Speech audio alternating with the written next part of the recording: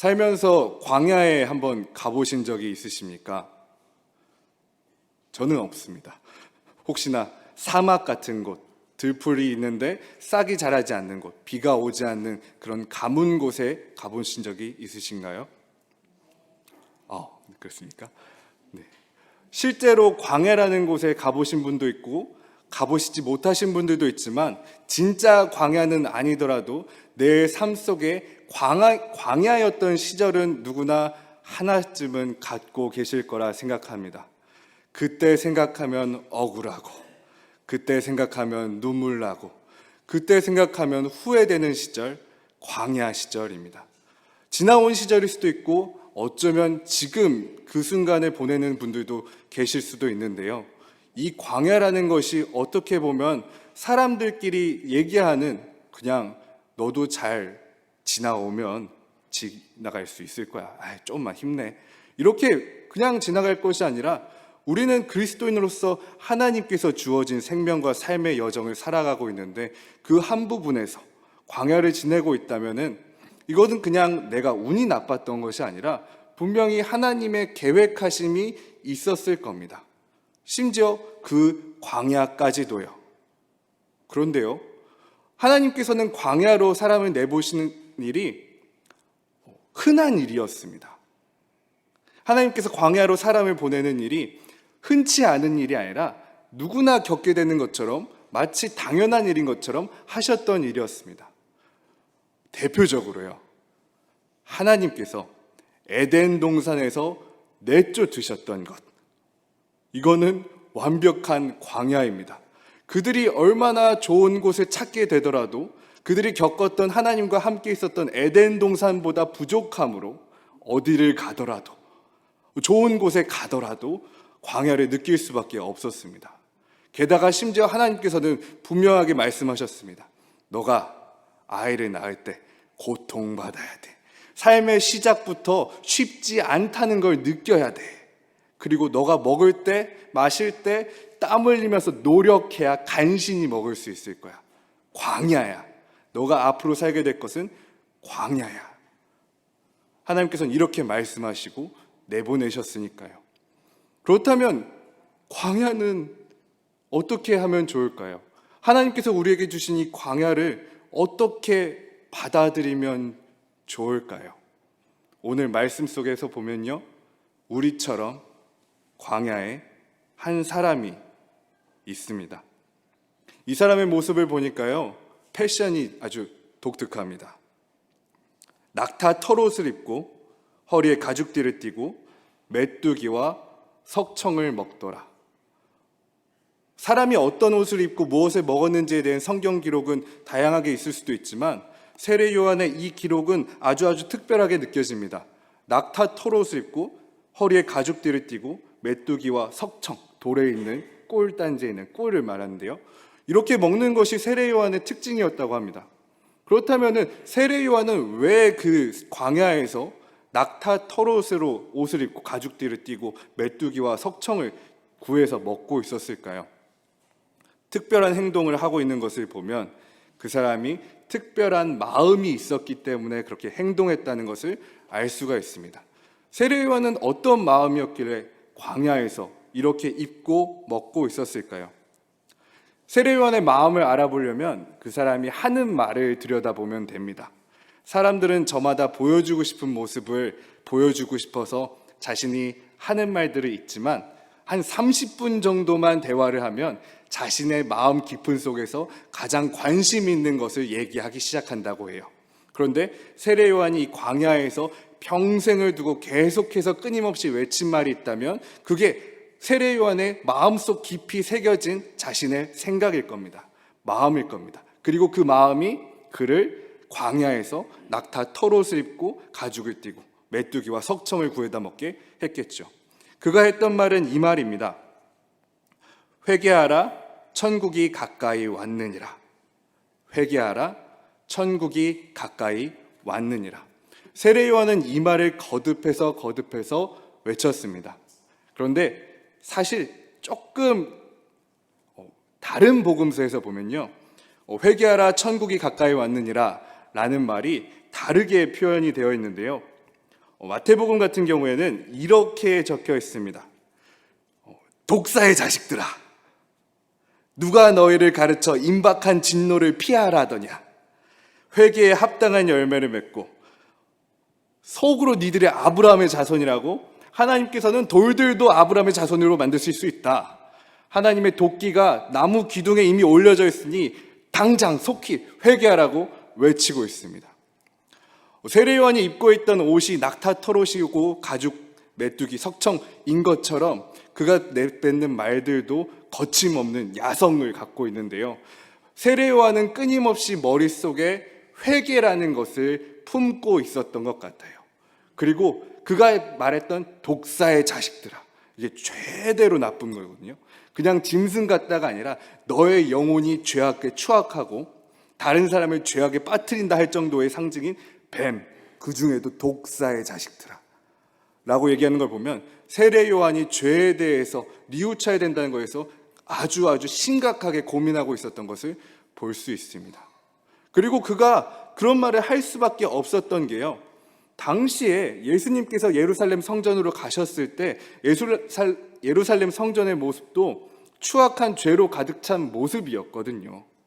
이방인의 뜰에는 돈을 환전하고 제사 드리는 제물을 팔고, 제사장들이 그 제물을 팔기 위해 멀리서 갖고 온 제물에게 흠이 있다, 부정하다, 거절하고, 그렇게 제사를 드리는 것으로 돈을 벌고 있는 현실이 예루살렘이었습니다. 세례 요한은 그런 모습을 다 똑같이 봤을 겁니다. 그리고 견딜 수가 없었겠죠. 길에서 괴롭고 아픈 사람은 하나님께 벌을 받았다, 부모가 죄를 지었다, 욕을 받고, 성경의 말씀대로 산다고 하면서 자랑하는 떠벌리는 사람들은 정부에 아첨하고 잘 살고, 그런 모습 속에 세례 요한은 견딜 수가 없었을 겁니다. 그리고 그곳에서 살 수가 없었을 겁니다. 그렇기 때문에 세례 요한은 광야로 들어간 게 아닌가 싶습니다. 히브리 사람들은 정말 대단한 게요, 유대인들은 정말 대단한 게요, 죄를 뉘우칠 때 제사를 지내는데 자신이 알고 있는 죄, 내가 유혹에 넘어져서 이 죄를 지었습니다에 대한 회개도 하는데요, 그 외에도 더 나아가서 회개를 더 하는데요, 내가 모르고 지은 죄에 대해서도 회개한다고 합니다. 혹시나 내가 알고서 일부러 한 죄가 아니지만 하나님께서 뜻하신 바와 다른 일들을 했을 때 그것에 대해 뉘우칩니다. 그리고 더 나아가서 다른 사람이 짓는 죄, 나쁜 일에 내가 모르고 동참했을 경우에 대해서도 죄를 회개한다고 합니다. 내가 얼마나 죄를 지었을지 모르니까 하나님 보시기에 내가 얼마나 죄를 지었는지는 하나님만이 아시겠죠. 나는 이만큼 알지만 회개는 이만큼 하겠습니다 하는 것이 유대인이었습니다. 근데 세례 요한은 거기서 더 나아간 것 같아요. 죄에 연루되지 않겠습니다. 그 어떤 죄와도 상관되지 않겠습니다. 그 생각이 그를 광야로 몰았고요. 아마 그래서 직접 옷을 만들어 입지 않았을까 싶어요. 어떤 사람의 손도 닿지 않은 옷을 스스로 만들어 입고, 어떤 사람의 손도 닿지 않은 음식을 스스로 먹으면서 하나님, 어떤 죄와도 연관되지 않겠습니다 라는 신앙 고백이 이 세례 요한의 모습 속에 있는 것처럼 보입니다.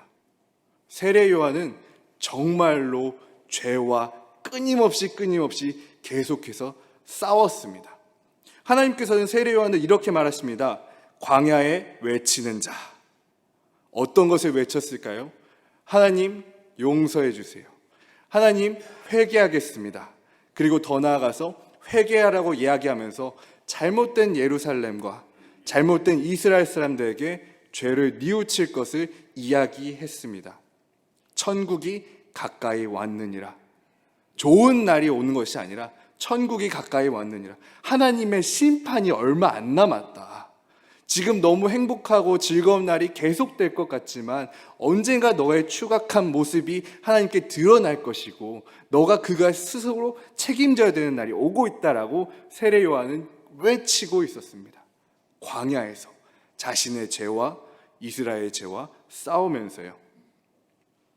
그런데 오늘 예수님께서 이 세례 요한에게 나아오십니다.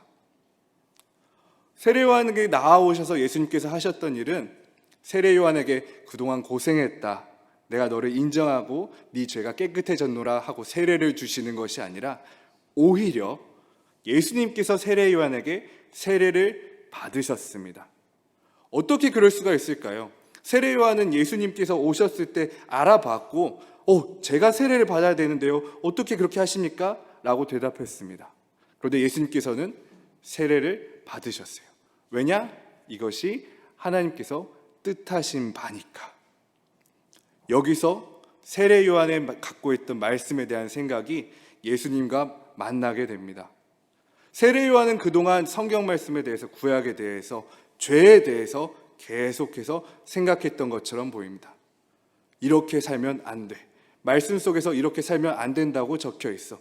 말씀 속에서 하나님은 이렇게 하지 말라고 하셨어. 이렇게 하면 죽어, 벌 받게 돼 라는 생각을 가지고 있었다면 예수님께서 오셔서 세례 요한에게 세례를 받는 장면에선 다른 걸 얘기하십니다. 말씀대로 사는 거야. 세례 요한은 그렇게 하나님의 말씀에 순종해서 예수님께 세례를 베풉니다. 그러자 놀라운 장면이 나오는데요, 아주 성경에서 이렇게 멋진 장면이 없을 것 같은 장면입니다.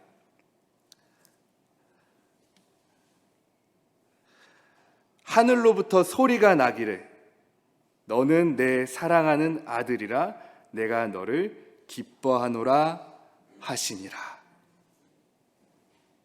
세례 요한이 그동안 말씀 속에서 죄와 싸울 때는 광야에서 외치는 자의 소리였습니다.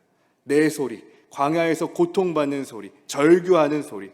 근데 그가 말씀에 엎드리고 순종했을 때, 예수님과 함께 했을 때 하늘로부터 소리가 들리기 시작합니다. 내가 광야에서 외치는 소리보다 더 큰 하나님의 소리. 그리고 이렇게 말씀하시죠. 너는 내 사랑하는 아들이라 내가 너를 기뻐하노라. 이 말씀이 예수님을 향해서 한 말씀이지만 예수님과 동참하고 있던 것이 세례 요한이었습니다. 그 어떤 순간보다 깨끗하고 정결한 하나님께서 기뻐하시는 모습의 한 부분으로서 세례 요한이 있었습니다. 죄를 회개하는 것은 바로 이런 것 같아요. 죄를 짓지 않기 위해서 노력하는 것이 아니라, 지었던 죄에서 눈물로 자복하는 것이 아니라 하나님께서 하시는 선한 일에 동참하는 것, 그것이 진정한 회개가 아닐까 싶습니다. 세례 요한이 자신의 죄를 뉘우치기 위해서 끊임없이 싸웠지만 더 많은 죄에 대해서 알게 되었을 뿐이지만, 그가 예수님을 만나고 예수님께서 하시려는 일에 순종했을 때 그는 자기가 생각지도 못한 하나님께서 놀라운 회개의 자리를, 하나님께서 놀라운 영광의 자리에 동참할 수 있도록 하셨습니다. 그런데요, 여기서 아름답게 끝나면 딱 좋을 것 같은데요, 이제 예수님께서 광야로 들어가십니다. 성령이 곧 예수를 광야로 몰아내신지라. 광야에서 40일을 계시면서 사탄에게 시험을 받으시며, 예수님께서 광야에서 혹독하게, 아주 혹독하게 시험을 당하시고 계시는데요, 예수님까지도 광야에 시험을 당하신다 생각할 수도 있고, 예수님께서도 일부러 광야에 가셨다고도 생각할 수 있습니다. 왜냐하면요, 예수님께서 광야로 가셨을 때 제자들을 부르시기 전이었고, 예수님께서는 오로지 혼자 계셨어요. 광야에서 있었던 일에 대해서는 아무도 본 사람이 없습니다. 근데 그 일이 전해질 수 있다는 건 예수님께서 광야에서 있었던 일, 광야에서 답변하셨던 일들, 광야에서 시험을 어떻게 이겨내셨는지를 제자들에게 설명해 주셨거나 하나님께서 성령의 은혜를 통해서 제자들에게 전달될 수 있도록 하셨기 때문입니다. 그러니까 광야에서 있었던, 예수님께서 시험 받으셨던 그 일들은 하나님께서 분명하게 목적이 있어서 이 말씀을 통해 우리에게 전해졌다는 건데요, 그 내용들이 한 가지, 두 가지, 세 가지 시험들도 있지만, 그것이 어떤 시험인지에 대한 내용도 중요하겠지만 공통되는 내용이 있습니다. 광야에서 세 가지 시험을 당하는데 공통되는 내용, 예수님께서 모든 말씀을 하셨을 때 기록되었으되 라고 말씀하십니다. 성경에 이렇게 기록되어 있다. 유호가 시험아 광야야 너가 그렇게 말할지라도 나는 그렇게 살지 않는다. 기록되었을 때 나는 하나님의 말씀대로 살 것이다. 그렇게 살 때에 계속해서 하나님의 일에 동참하게 됩니다. 예수님께서는 그렇게 광야를 극복하셨습니다. 그러자 들짐승과 함께 계시니 천사들이 수종들더라. 말도 안 되는 장면인데요. 하나님께서 뜻하시는 바, 그것을 행하는 사람에게는 어떻게든 돌보시고 지키는 모습을 볼 수 있습니다. 우리가 어떻게 들짐승이 사람을 돌보고 천사들이 내려와서 수종드는 것을 상상할 수가 있을까요? 우리가 광야에서 하나님 살려주세요, 도와주세요, 이 광야를 극복하게 해주세요, 이런 방법 저런 방법 아무리 기도한다고 하더라도, 창의성과 상상력과 계획을 짜내더라도 들짐승이 나와서 나를 도와주고 천사들이 나와서 나를 보살피고 하는 것을 상상할 수 없을 겁니다. 오로지 하나님께서 뜻하신 바고 하나님께서만 하실 수 있는 일이시니까요. 근데 그 일이 바로 하나님의 말씀으로 살 때 이루어졌습니다. 광야에서 꼭 기억하셨으면 좋겠습니다. 광야에서 이쪽 길로 나가면 광야를 빠져나갈 것 같습니다. 하나님, 나를 내보내 주세요. 그 길로 가도 광야가 계속될지 모릅니다. 하나님, 이것을 저에게 주십시오. 광야에서 그래도 좀 더 편하게 살 수 있을 것 같습니다.